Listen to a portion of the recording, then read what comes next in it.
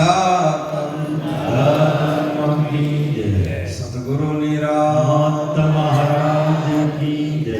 પધારેલા હરિગુરુ શાંત કી જય. કૃષ્ણ કનૈયા લાલ કી જય. પરશુરામ મહારાજ કી જય.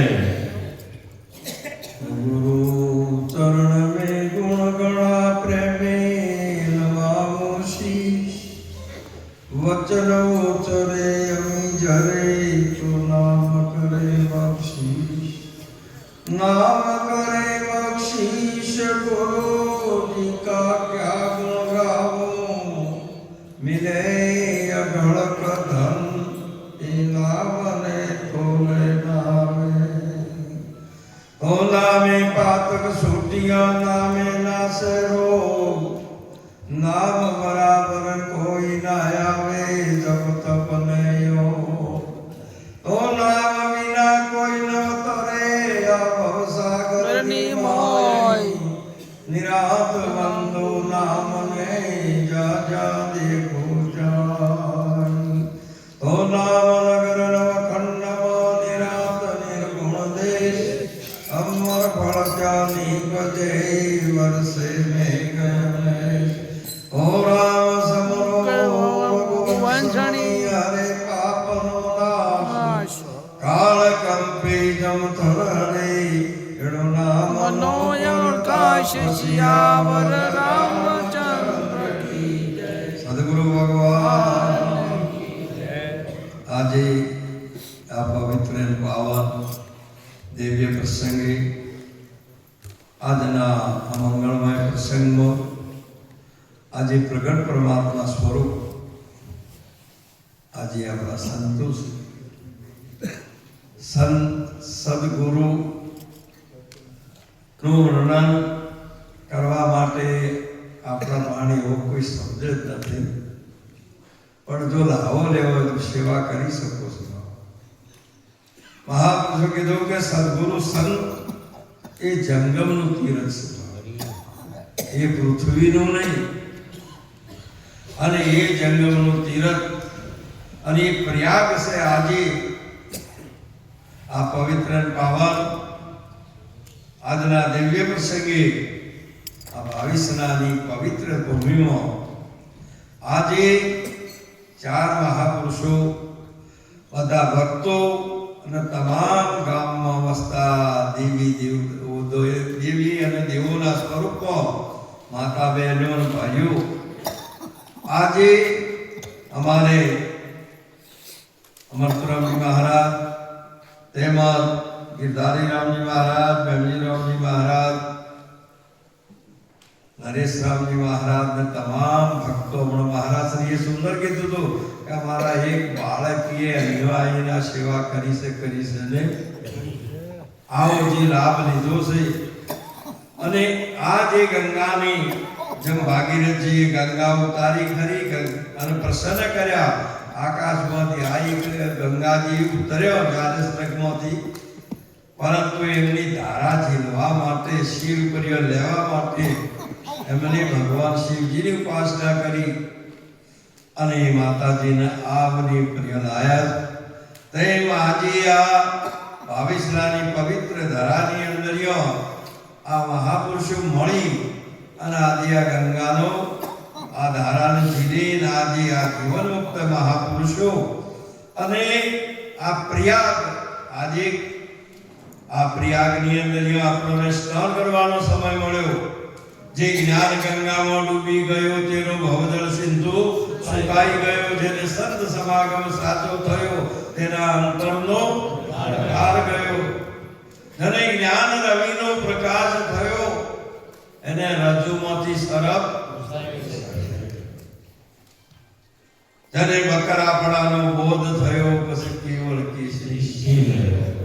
આવું પ્રગટ પરમાત્મા સ્વરૂપ વારંવાર સંત સદગુરુ અને ભગવાન એ કોઈ વ્યક્તિ નહીં.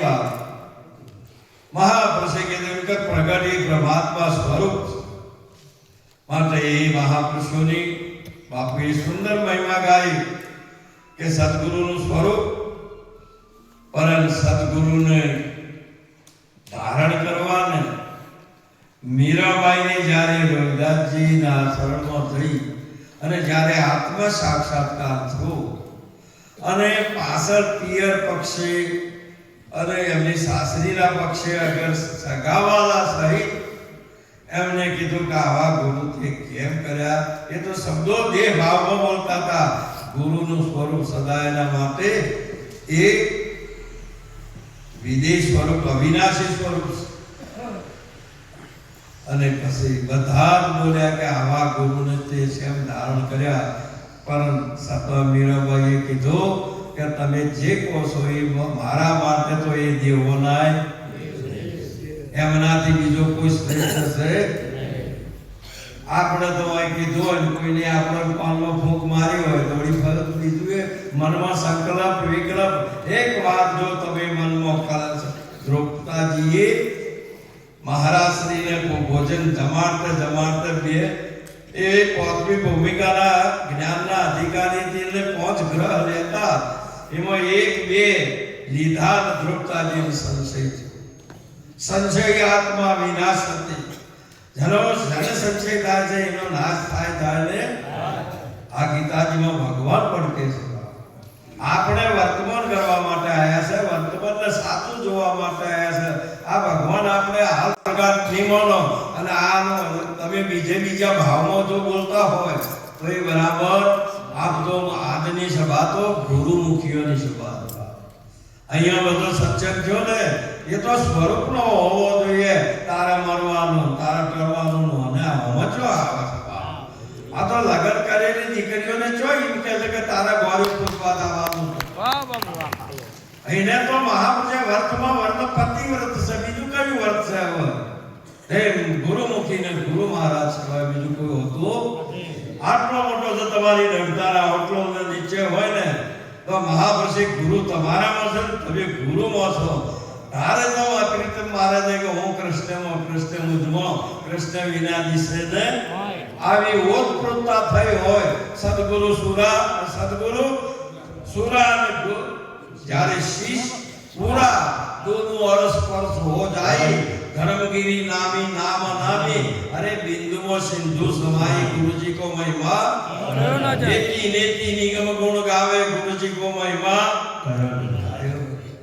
आ गुरुनी महिमा से कि आपने जो હતા કઈ દશામાં જીવતા હતા, કયું અજ્ઞાન આપ્યું આવરણ હતું, પશુના તોલે જીવતા હતા અને આજે મહાપુરુષે ગુરુજીએ આપણને ક્યો લઈ જઈને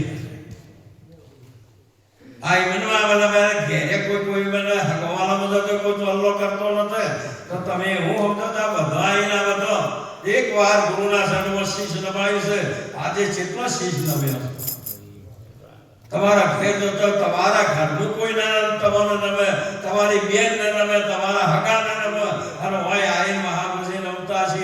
તમે તો એટલો તો વિચારો કે અમને ક્યાં સ્થાને પહોંચ્યા અને રોજ ઉઠીને બીજું બોલ છો. મહાપુરુષે બાપુએ કીધી વાત સાચી છે કે પેલા 2-3 જણા અવસર કરવો તો લગ્નનો એક ગોળ લેવા માટે જગો તો પેલા કીધું કે ભાઈ વઘાર બાંધો અને ગોળનો બધા ચૂંગવા મોડ્યા.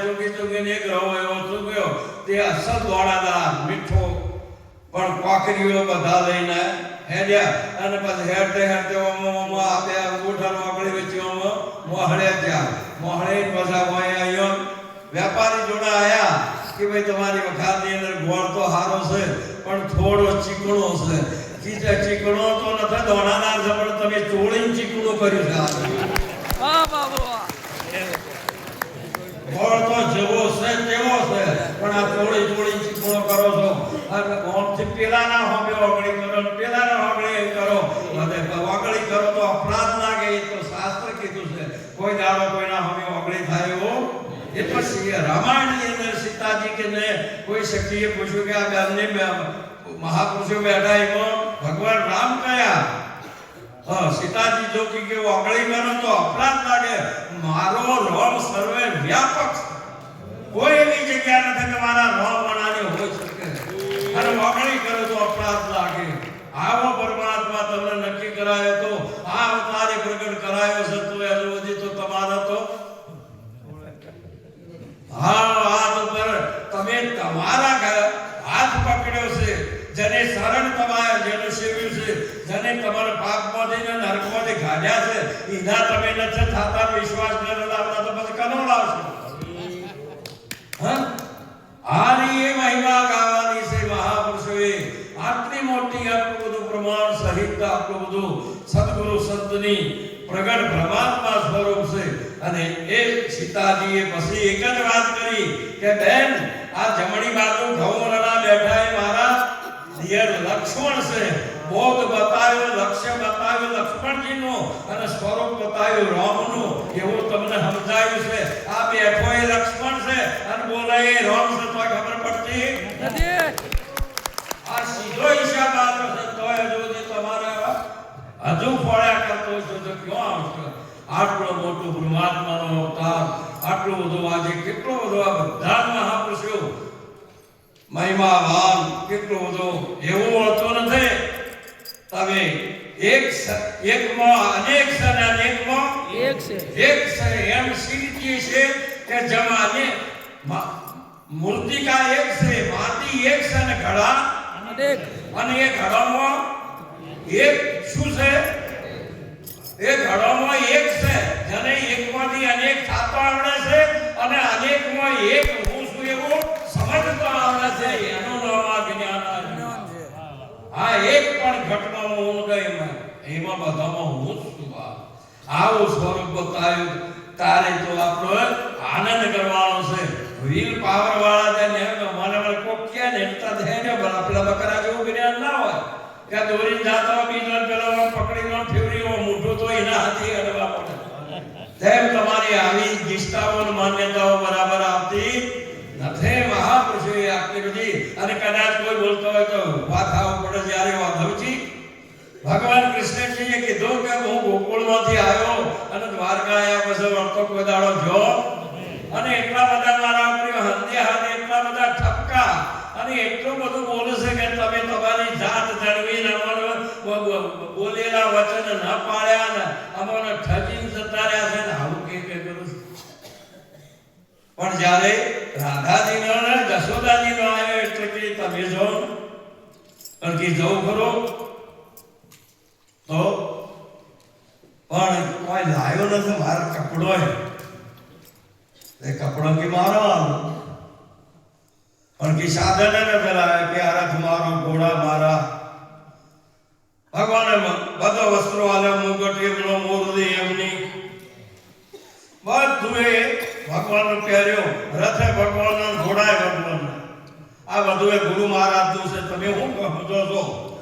અને મારું કરી બેઠા છો. બોલો કનું છે? તમારે આજે બાપુ હાથ બોલતા હતા કે તન આપ્યું, મન આપ્યું, ધન આપ્યું અને શીશ સાથે સદગુરુનું શરણ શીખ્યું અને ગુરુજીએ વર્તે એમનું સ્વરૂપ આપ્યું. મહાપ્રભુજી તમે બેન હતા, ભાઈ હતા, કોઈ ભાઈ હતા, કોઈ જાત હતા, કોઈ ધર્મના હતા, પણ તમને ભક્તનું બિરદ આપ્યું છે, સંતનું બિરદ આપ્યું. તરવર સરોવર સંત તને ચોથા વર્ષે પરમાર્થ કે કારણે ચારો ધર્યા. તમને પરમાર્થ માટે આપણે જે વસ્તુ આપી છે તનથી સેવા, મનથી ભજન, ધન હારા માર્ગે વાપરવા માટે આ તો ગુરુનો ભંડાર છે. આ ગુરુનો ભંડાર હતો.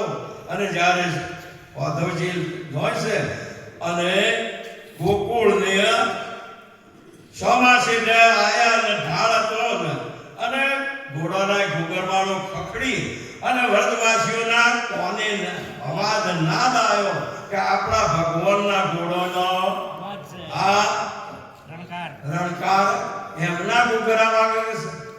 આપણે ગાડી આવતી હોય તો આપણા ગાડી કે આપણી ગાડી આવી ઘરમાં હોય તો એસી રીતે કે એ અવાજ એવો છે. તમારે બધાને ખબર પડે છે. બાઈક આવે તો તમને ખબર તમારું તેમ મહાત્મા છે. બધા જો કોમ કરતા તો પડ્યું છે. સંત સરવણી સુનતો છોડ્યો ઘરનો કામ, જુજુ લગાગે ધરે કોટી યજ્ઞ સમાન. આપણે તો ઝેડો થાઓ અને હવાનો મળીશું, વળી હોજે મળીશું. આવા કાચા ભાવથી કોઈ દાડો એ ફળનો રસ આવતો પૂરેપૂરી આરત હોય તો ભાવ આરવે માર્ગ હરિનો માર્ગ છે સુરાનો.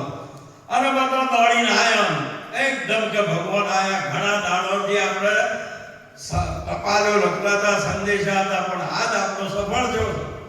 અને એકદમ જઈને કે જય ગુરુ મહારાજ, જે દેશને જય સ્વામિનારાયણ, જય રાધા સ્વામી, જય આપણે ઓમ શાંતિ. જના જે કોઈ હોય ને એ રથમાં બેસતા હોય એને ખબર હોય કે એને કીધું કે જય ગુરુ મહારાજ એટલે બોલ્યા ને.